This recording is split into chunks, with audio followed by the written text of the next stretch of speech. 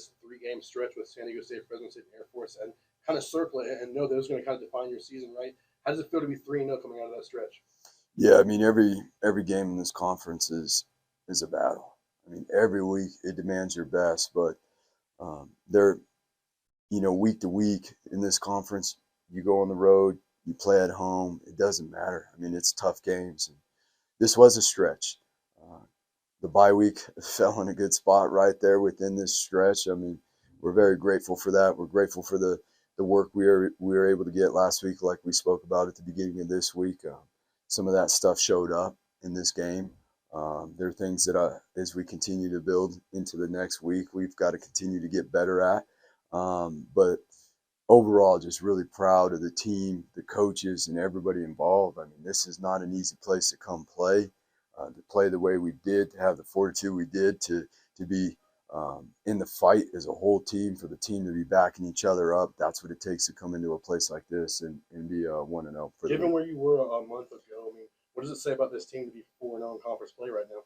Yeah, I mean, it's again, everything we do is for them. Everything we do is, from a growth standpoint, for them as young men, for them as students, for them as players. Everything we do, all the decisions we put in, all our efforts, and then they put that same effort back in, as we can see. And that's where we're really lucky. We got unbelievable young men on this team.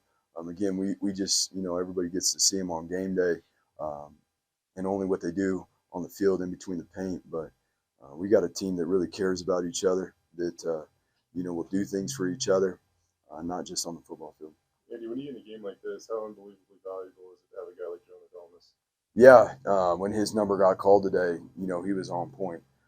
The possessions are typically pretty limited in games like this. So every possession on defense, you're trying to steal a possession, get the ball back in the offense's hands. And then every time, I mean, it's critical that you get points on the board. And you get down in the red zone, yeah, we want to be more productive down there in terms of getting the ball in the end zone and things like that. But again, every week we're going against really good defenses for the last couple of weeks, and it's a lot harder to get done, and so we'll find ways where, as we've done in the open field, we'll continue to find ways that we can use our personnel down there to be more effective in terms of getting touchdowns. Look at how good your defense was all game, but there after that penalty with 2 7s out there, for them to block back in and get the 4th down stop and keep them out of the end zone there. What's to say about your defense? Next play mentality. And I said, that's on us. That's on me. That's on me. Let's go next play mentality. And that is 100% on me. We'll make sure that we get that squared away. But they didn't flinch. I mean, they didn't flinch one bit. And again, that's the way, each and every week, there's a lot that goes into it in the preparation, so that you can cut it loose and play off your instincts. And there was a lot of work that went into this week for that defense. Again, not just on the field, but film study.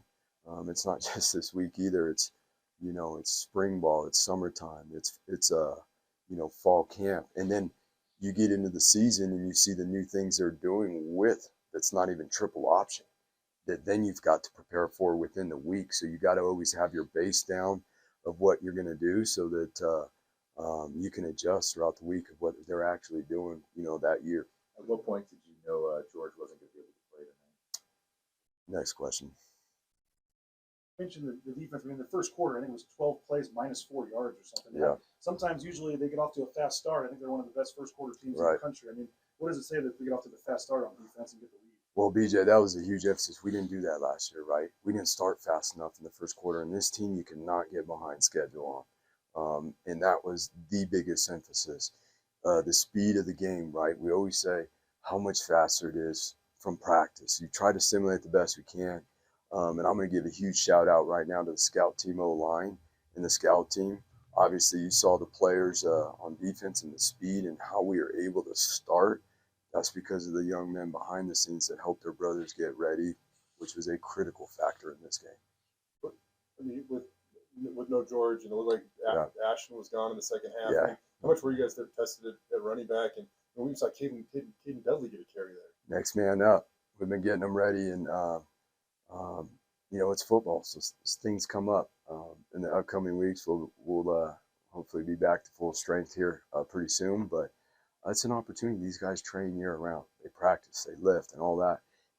when they get their opportunity to go, we got to make the most of it. And so, yeah, there definitely was a need for those guys. It seems like Elian Noah has a knack for stretching runs and finding that cutback lane. Is that kind of what makes him fit in this offensive scheme so well?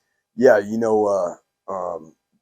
I would say that the offensive coaches and myself, we feel really good about his feel for this offense, the run game within. And I'll tell you, for a guy to jump into this program as late as he is, too, he's got such a high football IQ that he's able to pick up the protections. He's played a lot of football. That's the benefit of a guy that's played a lot of football, is that he understands protections. It's learning a new language, and that's why he's been able to have an impact. He hasn't practiced not as much as, in games as we saw today with the need. That's why he got to play more, but he's been a huge impact on special teams as well. Taylor, I mean, what did you think how Taylor played? And obviously, he didn't run a ton, but when you needed him there on that big third down in the last minute, he got what he needed. Yeah, you know what? Early on there, whatever that was, the second play that got called back, that was a big-time play by him.